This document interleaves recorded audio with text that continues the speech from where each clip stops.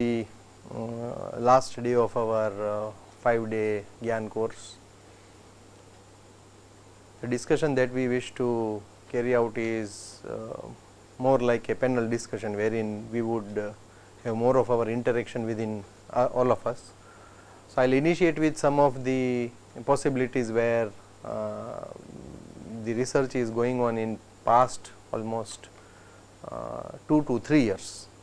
So, based on that we will initiate our discussion, and let us see how we can share our own experience and exposure on different composites activities like manufacturing or characterization of composites at our end. So, that way we will be able to share our own experiences and may be able to share our facilities with our fellow participants here, and who knows, that can lead to a good level of collaboration in coming days. So,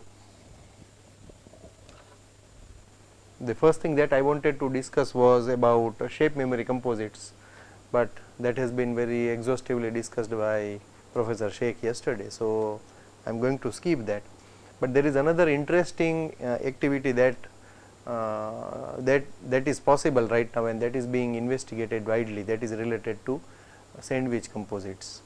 So, sandwich composites are a specific way of creating composites, wherein the usual method wherein you have a resin or you have a matrix in general and you mix certain reinforcement into it in different ways, maybe continuous, maybe discontinuous, maybe randomly organized, maybe directionally organized.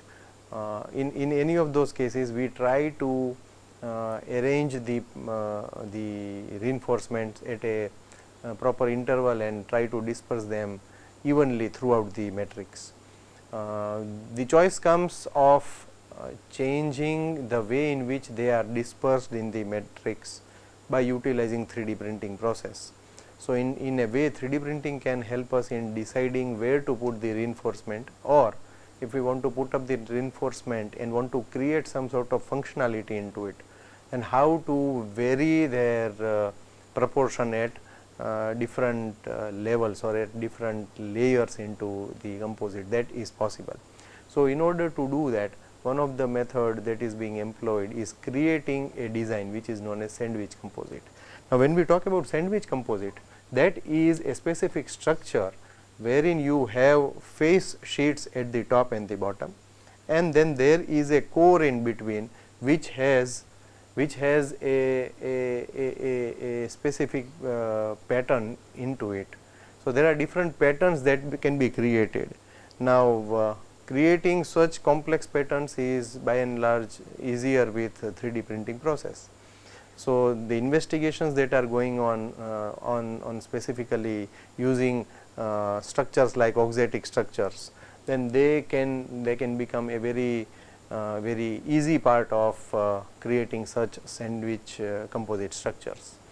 So, in such cases, I am sure you must have visited that section and seen the parts wherein we have tried to create to study the core. So, the core part is something which we have initiated our study on. A difference that you see over here, see, the requirement is you want to create a structure, you want to create a part which has to demonstrate a high level of strength, especially in case of flexural or in case of compression, and of course tension too. So, when you require to do that, this particular design that you see here, if we just realign this structure at 90 degree, it may not serve our purpose because it will have flexibility into it. So, that becomes the auxetic composite, auxetic part, wherein it can demonstrate negative Poisson ratio, it can serve as a metamaterial. But when we are specifically trying to utilize some structures for creating a sandwich structure, our intention is that it should reduce the weight drastically, and at the same time it should take care of the the strength of an existing part which we want to replace, or it can also help us to improve that level of strength. So, here we may try with different type of structures, and we may put up the face sheets. Now, the advantage with this is what we can do is when we carry out the creation of such part with the help of 3D printing, this structure may not be a flat structure, it can be a wavy structure also. With proper support structures you can print it, you remove the support structures, it takes a certain form, and then you may have a flexible face sheet which you can attach on both the planes. So, what happens is now it is also possible for you to create a structure which not only has a would be a flat surface, but it can be any desired surface. The way you create the face sheet also is important. If that has to be a different material than what material we want to have with the core, then naturally it has to be created separately, and then it has to be bonded with it properly. However, if that material has to be same, if we can utilize it as a same material, then in that case what happens is this material altogether can be same material also. But the thing is, it would behave more like a functional material rather than a sandwich material. So, there in such cases we make suitable selection of the core structure. So, that structure can be any different type of structure. It can be a honeycomb structure, it can be a cellular polymer somewhat similar to the foam sponge that we use, it can be made up of wood. The way in which we are making plies right now, probably it would change in coming times. When we cut plies or when we polish wood, whatever wastage comes out, that also can be utilized. Professor touched upon it to some extent. So, that wastage eventually can also be utilized to create this core. There can be a tubular cores also which can be readily available, and you can just utilize it the way you want. And there can be foam structures, metallic as well as the polymeric foam structures. So, these are different core structures. Now, the thing is, it is really interesting to find out the way in which we can create a bond between a core and the face sheet, especially when they are different types of materials. Okay. So, suppose you create a foam from a non-metal, okay, some polymer, and you want to cover it with some metallic part, okay, then that becomes possible. Right now, if you see, then there are certain composites which are used even in aerospace applications, wherein if you cut it, outside layer is a thin sheet of aluminum, but in between there is polymer into it. So, that is something which can exhibit a very good strength, but at a very low weight. So, that would give us a very good advantage. If anyone would like to speak about the way of bonding that is being created, then you are welcome in this case or in the other cases. Anyone would like to add the bonding part? How bonding can become, can we have adhesion between two different layers, one is the core and the other is the face sheet. So, if somebody has some exposure, maybe can try to speak up.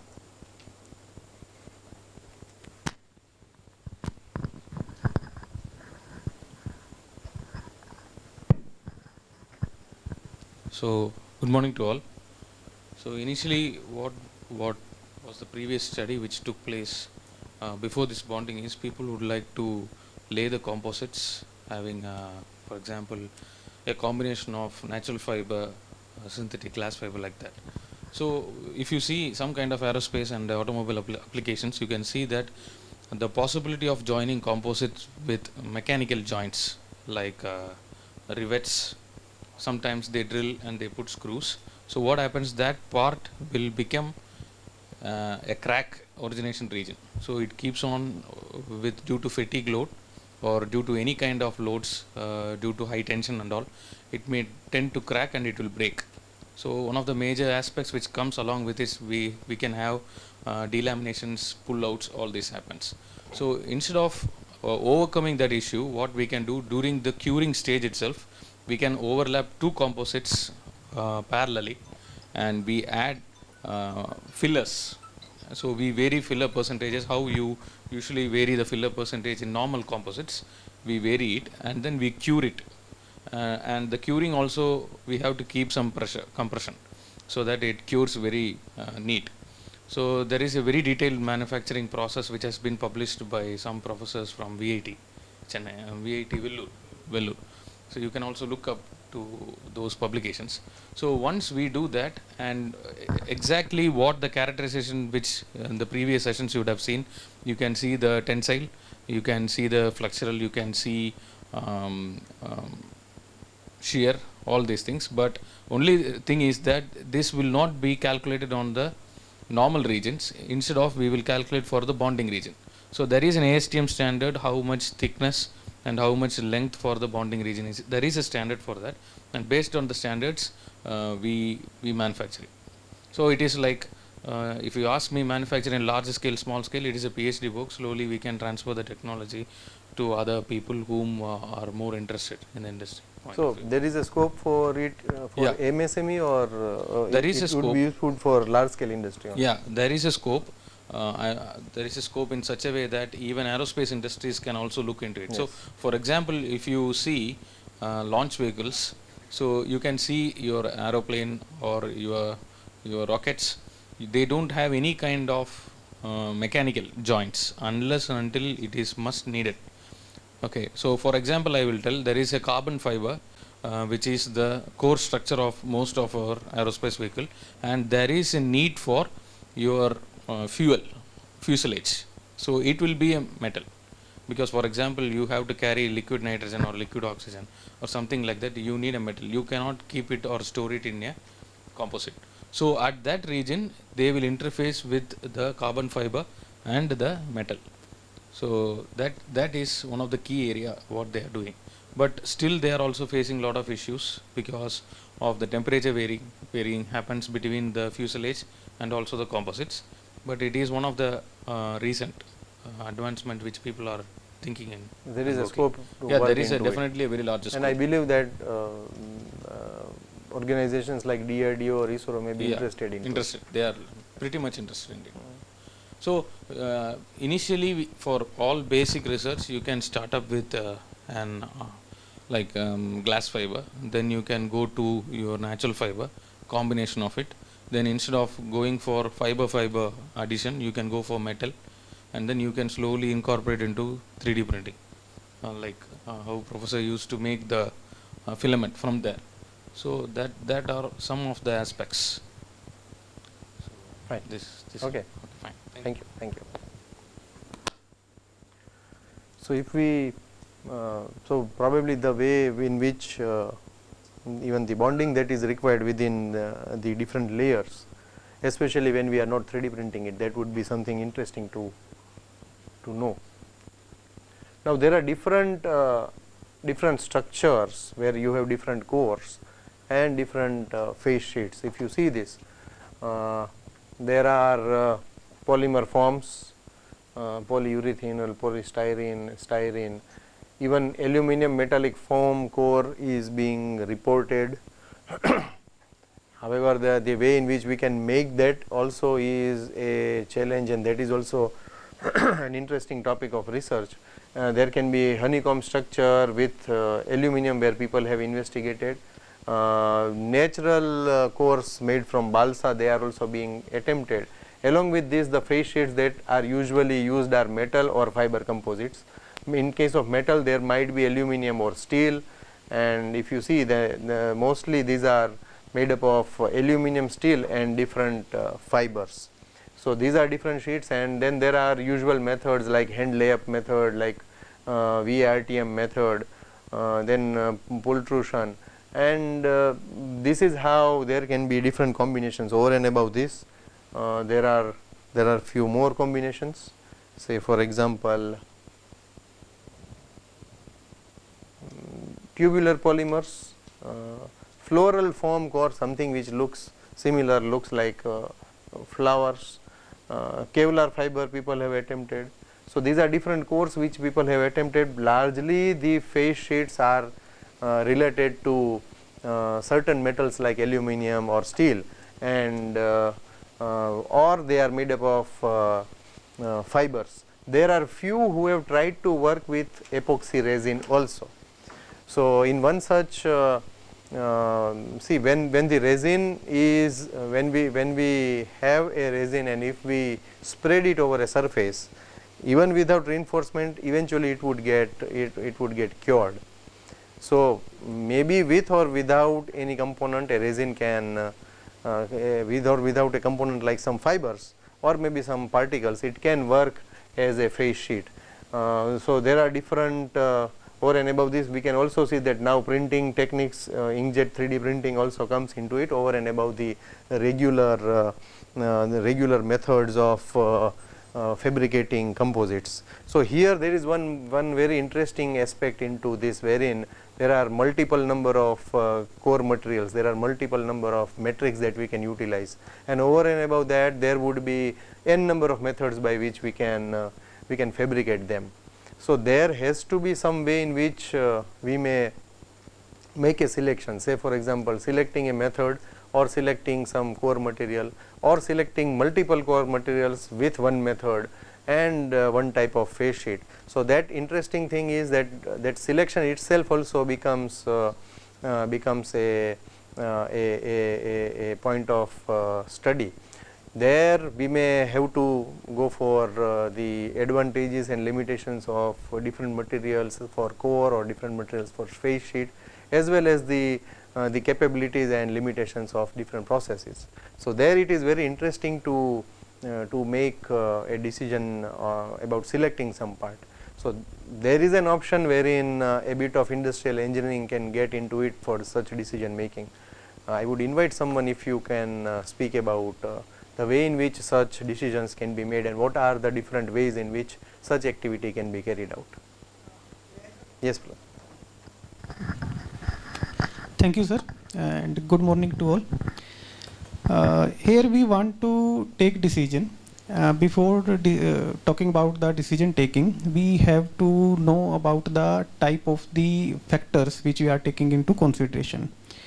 Some factors are which can be measured quantitatively, means to say, suppose I say that I am having a car and that is having some efficiency, say 29%, 30%, that we can measure quantitatively. But there are some things which we cannot measure quantitatively. We have to measure them qualitatively. Like I am having a pen and I am saying that it is having very good quality. And I don't have any number to quantify it, that on the scale of 10, how many numbers I can give to that pen, because that may be having some different parameters for you and some different parameters may be for me. So in that case, the similar kind of problem comes here. We are having many different types of the materials which we can use in the composite, and based upon their application, their quantification will also be very much different. I give you. Can I interrupt for a second? Yes, sir. I think we have one good example of making a wing for aircraft. So maybe you can take up some case like this for discussion. So what sort of parameters we may encounter for making this selection? I think that would be easier for us to understand the concept which you are trying. Maybe you can use some example like this to define that how we make selection for the face or how we might make selection for the core. In case if you feel you can take up some example like this for the discussion. Yeah, definitely, sir. So suppose that we have to select material for the wing of the aircraft.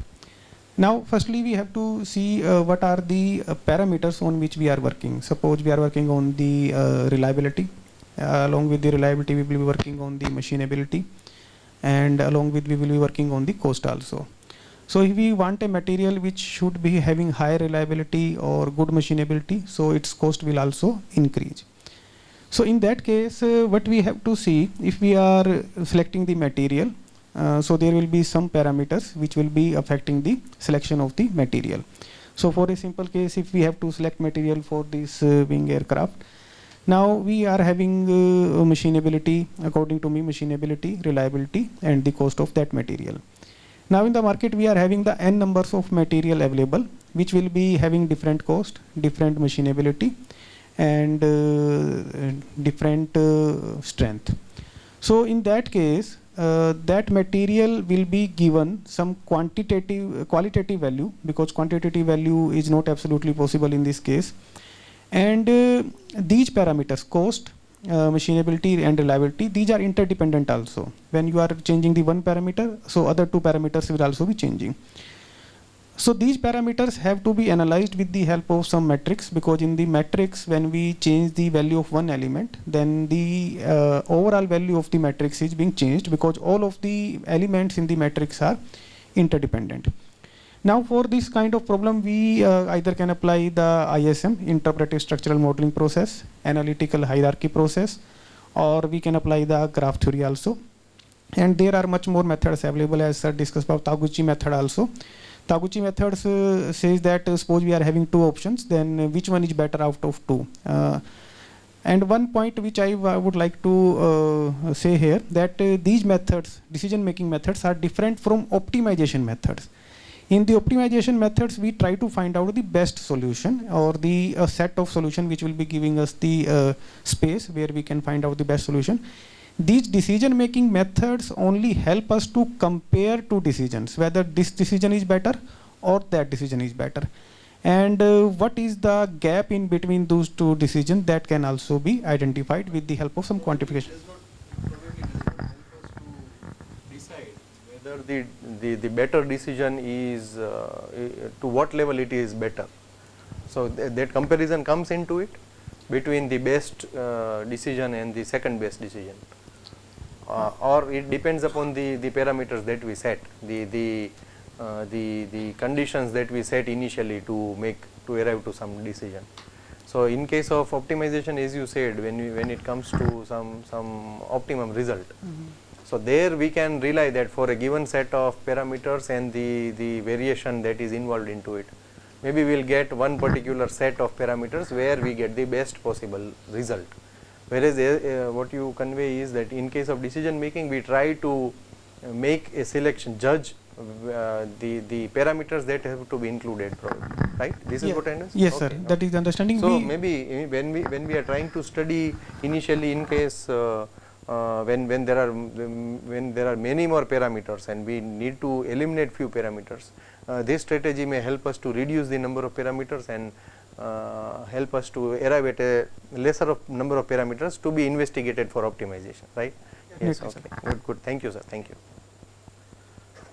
So this is one interesting example that I found in a research paper, wherein the effort is made to create a wing, a portion of the wing, with the help of such a sandwich structure. Okay, so the structure is also getting strength out of its design, as well as it is becoming lightweight. Similarly, there is one more specific application which has been reported, wherein some group of researchers tried to create a sandwich structure and fit in the solar cells in between in the structure. So rather than having a metallic frame wherein we put up those panels, maybe such panels we can attempt by creating such type of structures which would reduce the weight drastically on, because usually when we put up those panels, they come up at the terrace or at the highest floor. So then if we are able to reduce this weight, then that would certainly help.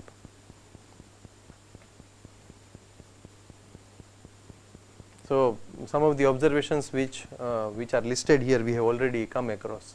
The another important study that I recently came across was about geopolymer composites.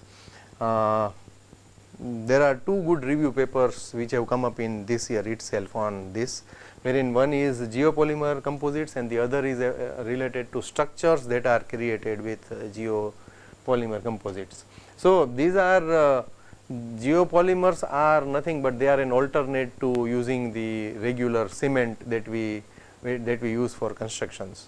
So that cement which results into a huge carbon footprint because of the enormous amount of construction that goes on, maybe residential or commercial, in any of the case all across the globe, that is substantially adding to the carbon footprint.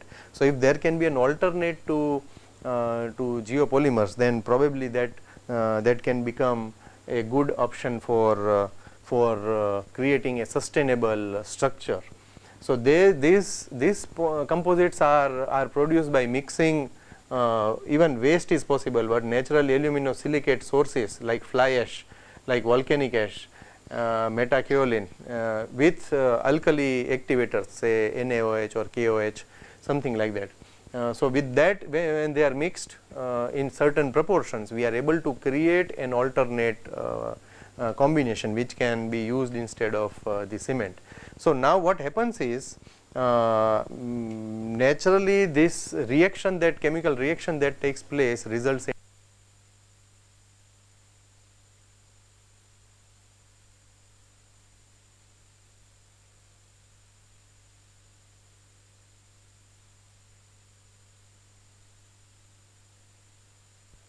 you may have to replace the cell, I suppose. So in such case, the issue is that this particular combination results into brittle structure, okay, and this would have lesser tensile strength, and it would also have high issues of shrinkage coming into it. So there is a possibility to study these different structures at a time and add reinforcement into it. So if we are able to add certain reinforcement into it, probably it will help to hold the particles that are mixed into it in a better way. I would suggest Raghav to talk about some of his experience when he worked with some natural ceramics, I think, to create a structure. I think he also tried to attempt to study how fly ash performs, how it behaves when it is mixed with certain specific type of clays. So maybe briefly you can address about that. So more or less, cement is creating a lot more carbon footprint in the atmosphere. So researchers are mainly focusing to reduce the carbon percent up to 40%, less than 50%. So we are attaining the strength by using the waste material that is by product of certain industrial waste, that is fly ash. Fly ash is the major issue while we are decomposing it, while we are discharging it. So fly ash, it is basically categorized in three classes: fly ash in A, B and C.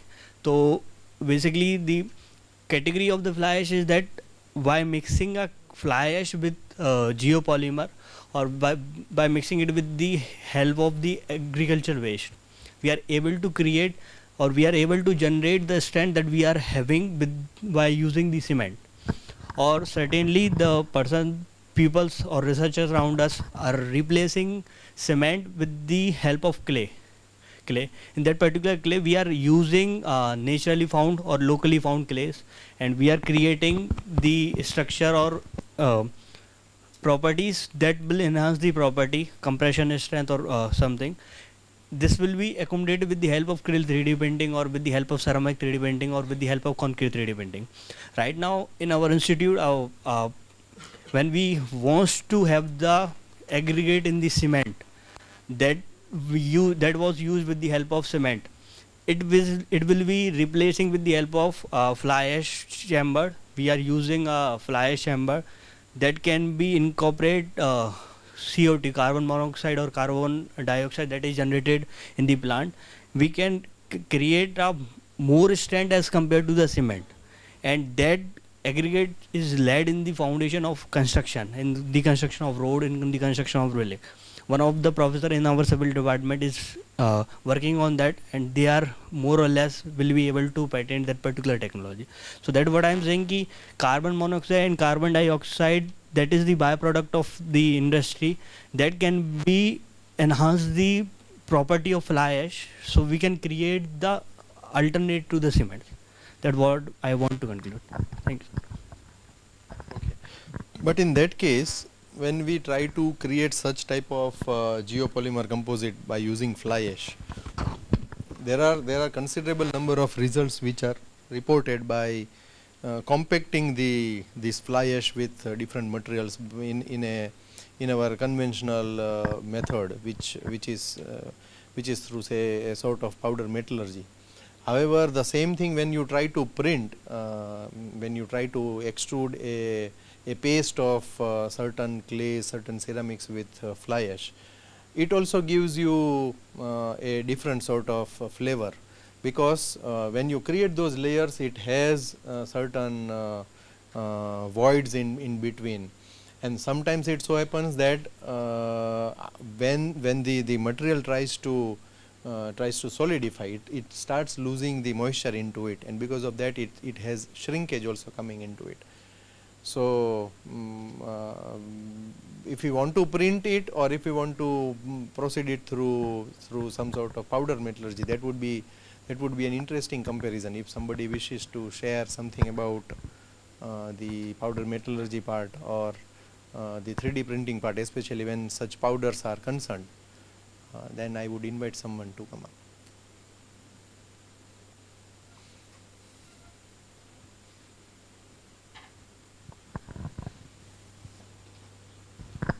Yes, good morning to all. So here I want to wish to there are based on this powder metallurgy. Before that, there are we have seen past 4 days about the composite materials, especially fabrication of natural fiber composite materials. So the fabrication of the natural fiber composite materials, mainly the bonding, mainly the matrix, we have seen that biodegradable materials. Normally these natural fibers are biodegradable materials, and when we look at in this various presentation, so fabrication of fabrication of the natural fibers, they were used matrix materials, epoxy resin. So when you are adding this fabrication of the natural fibers, the different natural fibers are there. At that time, they were used only the non-biodegradable materials. So what I want to convey here, the biodegradable material, when you are fabricating it, the matrix also we should use the biodegradable material. Then only it will come under the category of biodegradable materials. So that PLA is the best matrix material for fabrication of the natural fibers. That there is a lagging in getting the biodegradable material like a PLA, the resin. Only we are getting the pellet type, and bonding is a very biggest issue, and facilities also will not be available. And what I want to convey here, if the research will start based on the biodegradable matrix, it is a very good valuable will be there. Instead of this not only reinforcement but matrix. Yes, I am talking about only matrix. Okay. So epoxy resin, why the people are selecting the epoxy resin as a matrix compared to other materials which will have very good strength when we are going for the evaluation of the mechanical properties, and compared to other resins which will do better strength. That is the reason people are focusing about the epoxy resin. But instead of that, it will not come under the category of when we are adding as a epoxy. So here we have to go for look into the alternate, the matrix material itself we will go for the biodegradable, so that will come and it will satisfy the biodegradable materials as a natural fiber. So we can use natural fibers as reinforcement and try to see that matrix has to be a biodegradable material. Yes. So as a whole, the composite itself becomes a biodegradable composite. And strength part also it can be taken care of. Yes. So for improving the strength part, what we will do is that filler also we had added along with the matrix. For example, PLA with cellulose nanoparticles is there. That if we are adding it, that strength also we can able to improve it. So that is very lagging for getting these kind of set of experimental and getting the materials that are lagging will be there in India. Whereas in the other countries like German, Japan, and China, those people are already they were started. They've initiated doing it. Yes, but Okay. in India it is very lagging. And So- the reason being that probably we are not able to source the Yes, yes, the biodegradable matrix like PLA. yes, yes, yes. Okay. But he is available. Only we will get the pellet type PLA there. Yes, yes. And, But resin is probably Yes, we can able to make it not by hand lay method. We can go for the injection molding route. We can fabricate it, but that also still. So there are optimizing the process parameters. There will be some lagging will be there. okay. So that also very good in That is a good research Yes, yes, yes, avenue that we can try, especially considering our Indian requirements. Yes, yes, yes. Acha. Yes. Thank you. And- Thank you, sir. Anything to add? Yes, please. Now actually coming to my point that Yes. powder metallurgy. Yes. So now only I am coming. So I want to address this issue Yes. also. Yes. So now I come into the powder metallurgy. So I think this composite materials till now we have seen in the composite materials. In that powder metallurgy route, so we will go for preparation of these materials. Yes, like a composite or it may be alloy, anything else. So through powder metallurgy route, how we can prepare it? So the raw material itself, the powder. So raw material itself, base material itself, powder. In that we will add the some of the ceramic particles. So we will mix it. How base material and matrix material. So we have to mix it in the raw material stage itself, powder. So how we will mix this powder? No? We have to prepare it through the one of the techniques I used in my research. So that is called as high energy ball milling route. Through the high energy ball milling route, we can prepare the material, the raw materials through powder form. So after getting the powder form, it is a composite or it may be alloy, anything else. So we will get the raw materials, the powder. That powder we can process with the help of the various fabrication route. So that is, there are various techniques. There is a spark plasma sintering and vacuum hot pressing. So various route will be there to fabricate the materials. So initially I want through powder metallurgy how to develop it. First we have to develop a raw material in the powder stage. That powder stage, how to prepare it, that is one of the techniques to prepare the first thing is material, the powder form. That is a high energy ball milling. It is a best method compared to various methods are there. This is the lowest method to prepare the raw material. That raw material, it is a powder form that we can bring it to the various consultation methods will be there. So that's what I told you. Hot isostatic pressing and spark plasma sintering, vacuum hot pressing, etc. There are various methods are there. With that also we can able to prepare as maybe a alloy or it may be a composite. And next level, this and all, it is a conventional manufacturing method. So next level method is metal additive manufacturing. We can process this method also. So what we do is nowadays the concern is metal additive manufacturing, the cost of the material and also the equipment. There is a very big question mark is there. So that how we can able to minimize it, as my idea is, we can how we are in the polymeric material we are getting the filament. Similarly the metal also we will get like a filament. For example, if we want to develop a inconel 718 or inconel 6225, it is a standard materials are available nowadays. Inconel 625, the Mark-Pose 3D printer, metal 3D printer, we are getting the filler material itself, the wire form. That is we can able to print, we can able to get it.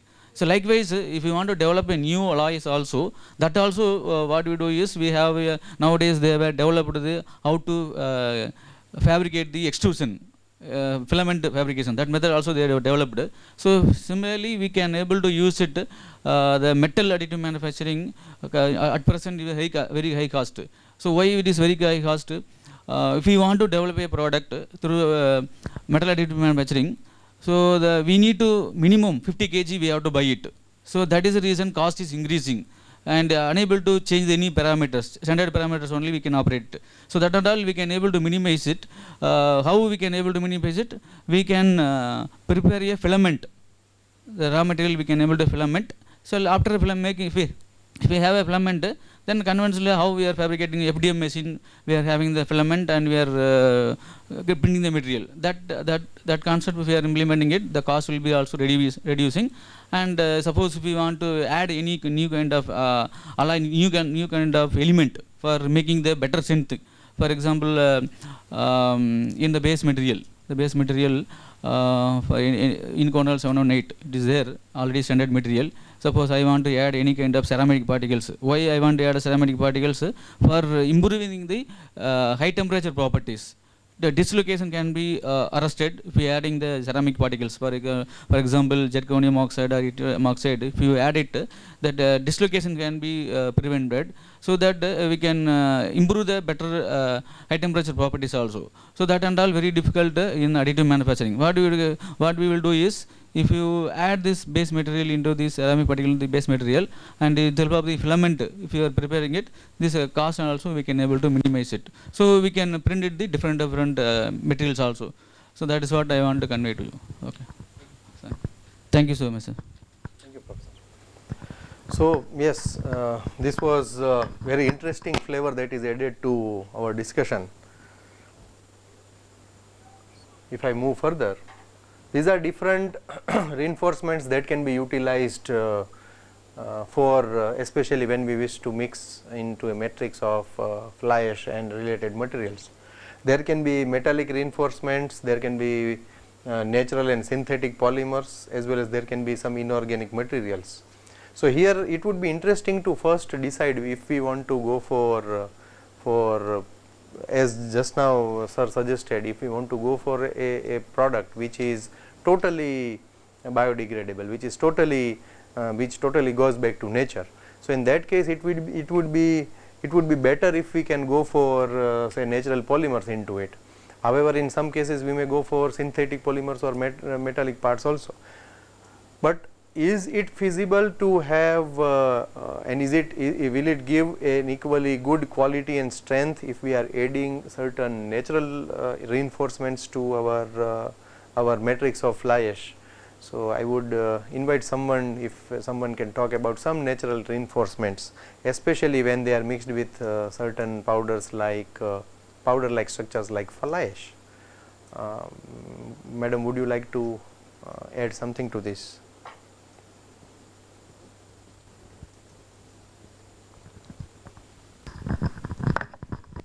A very good morning to all of you. Thank you, sir, for giving me this opportunity to talk about the natural fibers. Before starting anything, I would like to add a line that whenever you are going to work on composite, first decide your area of application, because natural fiber is not there for all type of application. If you are going for structural applications, you must prefer the man-made fibers like carbon fibers and all others. Working with natural fibers is what I feel is quite difficult. It has many advantages and disadvantages. Advantages like it is easily available, low cost, and can work for totally biodegradable, can replace plastics which is totally biodegradable. Like Dumitro sir said on the very first day that it is totally biodegradable. We can return it back to the environment from where we take it. Working with working with natural fibers, first we have to understand its chemical composition, because every natural fiber has a different chemical composition.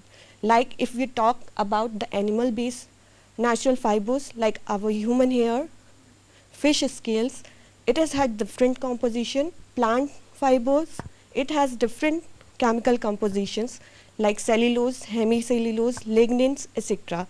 And if we go for the third characterization of natural fibers, which is obtained from the rock fiber, it has different application. It can be used in structural components also. So when you work with the natural fibers, first you have to be isolate that fiber so that you get a good quality of that fiber. For this, you can use different mediums like acid or alkali for its treatment. If you do an acidic treatment on a fiber, it will remove all the dust and other things from that fiber, and you get a pure fiber from that. And yesterday, Sheikh sir also tell us about the alkali treatment.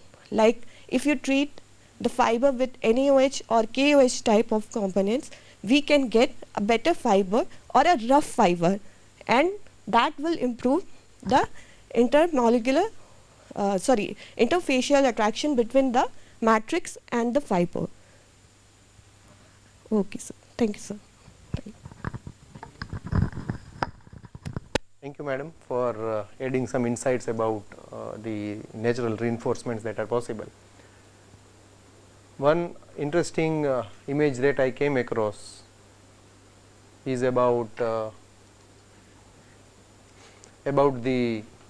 fiber cross section structures. So, if we are using any sort of fibers into this, especially when we want to create some structures, we use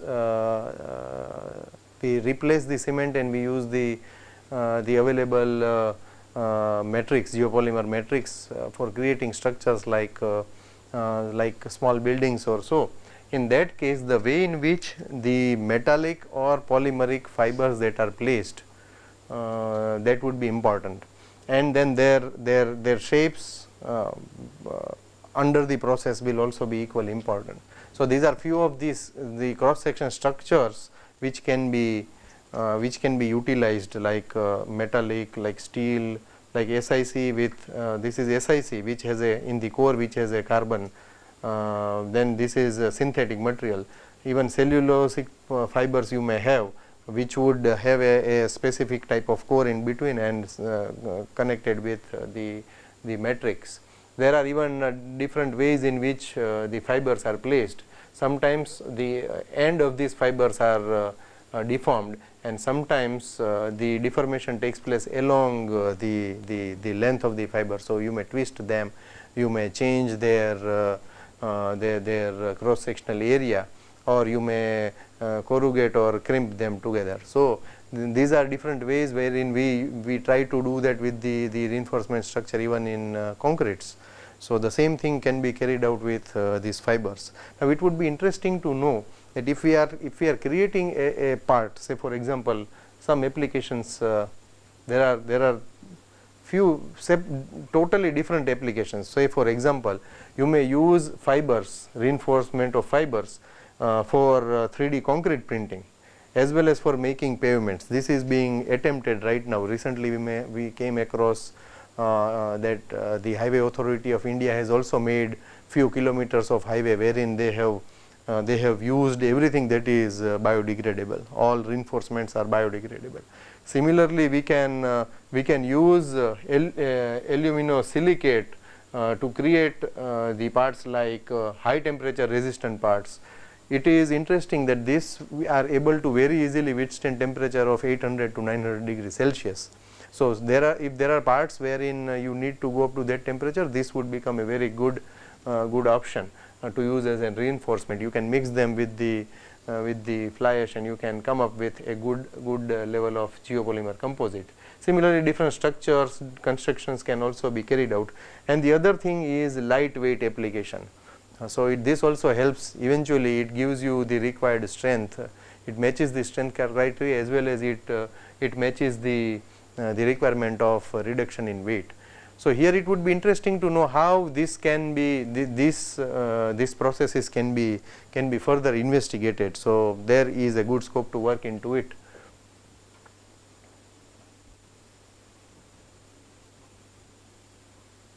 Now, as madam just now discussed the natural fibers, one important aspect is using natural fibers which are locally available.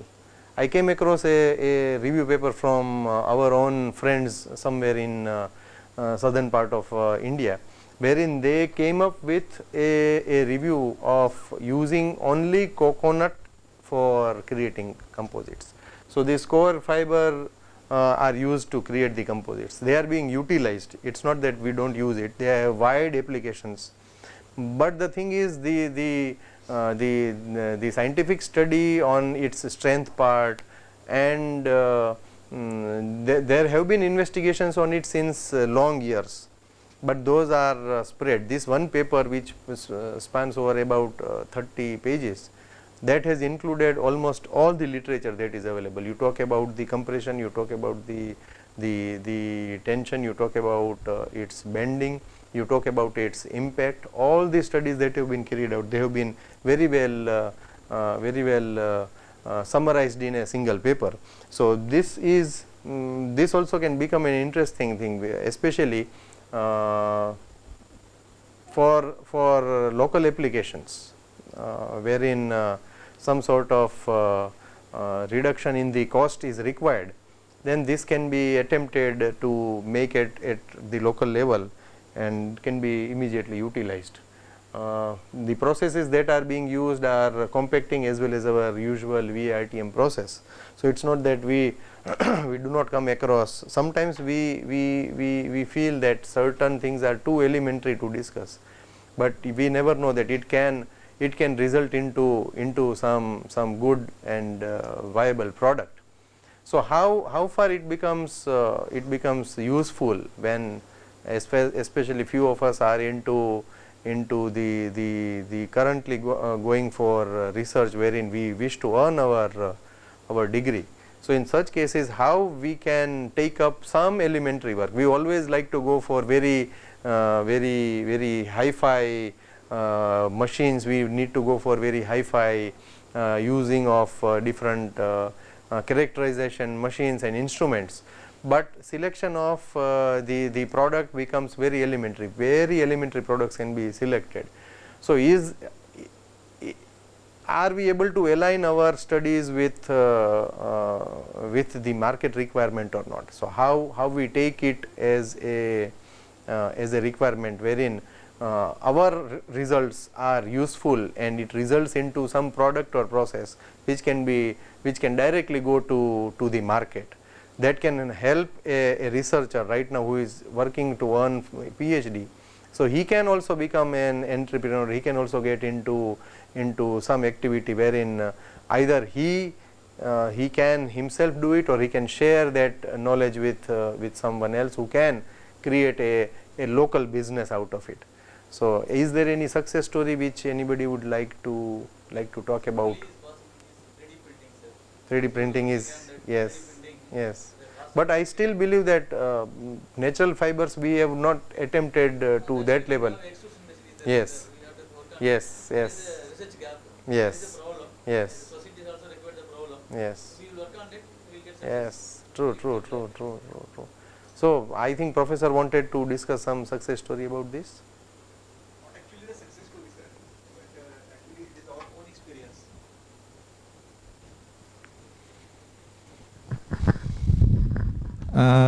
Good morning. Actually, I am from basically Kolhapur, and our region is basically having the very great sugar cane industries.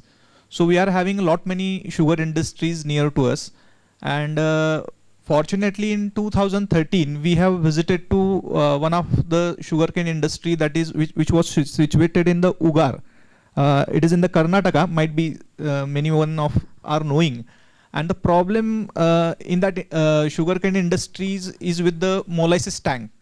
So it was the destructions of the molasses tank because of that temperature, and they have used that molasses tank. So they just want to establish one new more molasses tank over there, and the cost of that particular molasses tank was near about 2 crore just to install a new molasses tank. So they have just called that SP Concare Industries, and they are just working with this composite material. So they have just given the task, if the design is safe, so they are ready to just go with this particular rewinding, because they are just doing with this constructional applications. Might be we are knowing with the many more construction industries they are having, we are using right now with the beam and all those applications or rewinding process, it is done by the composite material. So that we are using some carbon or glass fibers over there. And the problem in the molasses tank is that it is having a high kind of the temperature when once it will gets poured. So whatever may be the resins what we are using in this construction industry, that is the epoxy resin, it is not suitable for that particular application. And then we have started to working with the some or developing some different that resins, and with that particular help we have developed one resin, and fortunately it is given very good result. Actually we have done the patenting of with that particular industry for that particular resin process, and for they have given the task to us just to help to develop all those such kind of that activities.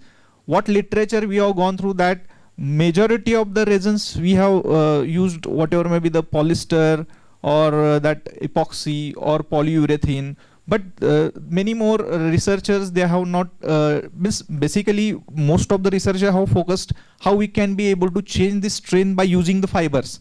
But whatever may be the impact of this particular resin, it was little bit untouched. I'm not saying that it was not done. And again, what he have said, that is the optimization of the process parameter. So same thing we have done in our research.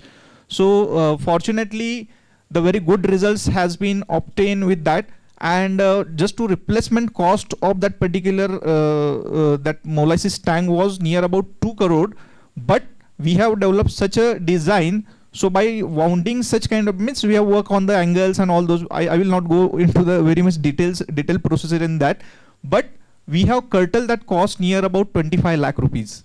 So by applying this such kind of that composite material over there, at least we can be able to go with this 8 or 9 years kind of that means we have just calculated how much we can be improve its life. So near about 8 or 9 years we can be able to enhance with that. So this is this kind of that practical applications also very much possible by doing some sort of that research. And this is a very wide research area that is composite is concerned. So whatever with optimizations and all those, and fortunately we have just come up with the very good research papers. I have personally published 3 papers which is in the SCI and ESA indexing, also done the patenting. So this is very great research field what I feel. So a lot of work we can be able to carry it out in the development of the resins as well as the optimizations what he have said. That is, it is again we have done lot many optimizations on the metals, but optimization on the that composite, it is very much untouched right now. So we can be able, even though my external examiner, he's from the UK, that is Danzi Liu, he have just again raised one question. I have just obtained the Taguchi method in my optimization work. Even though Dr. Harshit sir said the same, he is the very much dealing with the Taguchi method. But in the introductory lecture. So actually sir, at that time, because in 2013-14 I have just deal with this Taguchi method, and it was very much great method which was adopted by many more researcher. But he have again raised few questions to me, that is like a method like Latin hypercube or my experience goes that when we talk about any of the optimization methods, design of DOE methods, then it has its own pros and cons. Yeah. So if I use one method and if I come across another method, I'll definitely have questions about it. So that is natural to have, and I believe that in such questions also we get some new insight, so that we can take those limitations further and come up with some other process. Yeah, However, to add to what you are saying, if we want to go for say optimization, in that case you definitely need a large pool of experimental data. Yeah. So optimization is fine, but that we cannot supplement the requirement of experimental work. Yes. Without any only experiment, paper will not accept. That is definitely true. Yes, definitely, yes. Yes. No, but my basic question right now was how we can take up our research which goes into a publication or maybe into a patent, but how do we take it to industry? I think Kalpak can add something to that, how it is possible. Before that, I have another, I'll interrupt you, sir. I have another question which came up to my mind when sir was talking about this. We are, since 4 or 5 days, we are discussing about how we are able to make composites, how we are able to characterize them. But one thing which professor had discussed in one of the session was about how do we process a composite that we have made. So how do we work on it? How do we carry out, say, he touched about the water jet machining, he talked about other processes. But are there some ways in which we can carry out welding of composites? Has anybody experienced that? Has anybody tried that, or that research team ever? Yeah, then sir, please. Hello, good morning to all of you. Here I think the talk is going on about the composite manufacturing. I think that is the polymer composite as well as it is a natural fiber composite. But there is a little bit talk was on the metal metallic composite as well as ceramic metal composites. So my work is, I think we worked on the surface composite. So here I think this talk is about the whole composite. You want to make this composite full depth. But suppose certain applications are such that where only you require the surface, there only you require the composites. Then I think compared to this, the friction stir welding, and that is a variant of the friction stir processing. It is a variant of the friction stir welding, where you can only modify the surface. So suppose you want to modify the surface of 1 mm, 2 mm, 3 mm, that is also possible. Even you can go up to depth also, but not complete. So certain applications like in sea, the ship building, where the surface is coming in contact with the sea water, and there are chances of erosions or corrosions are there, and you want to avoid it, then maybe in these like the ship building, people are using the aluminum 5083. And on that, if you provide some coating, or you can add some other ingredients which have very good corrosion resistance. So that can be done by using the friction stir welding. So friction stir welding is basically used for aerospace application for joining purpose. It is very widely used now. I think it is well-known technology. But for this composite, surface composite, people have started exploring this also. So in this way, the surface composite also can be produced by using the welding methods. Basically, like you are using the FDA, the 3D printing. Similarly, welding equipment also can be used for making that is something which I had not known. So maybe in the next program, this would be a topic for our discussion. Okay, so yes, I was inviting Kalpak to discuss about how this academic research can be taken to industry, how that is possible. Maybe very briefly you can share some of the experience in case if you have dealt with. Hello, hi. Good morning, everyone, and thank you for the opportunity to be speaking here. We've had a great session, and this is also a very interesting way of dealing with the ideation. While I may not be an expert on how to bring composite technologies to the market, I can little bit speak about how to, in general, propagate technology to the industry, because what I've felt is, okay, so basically an introduction is basically we own a startup, and we currently manufacture a few machines.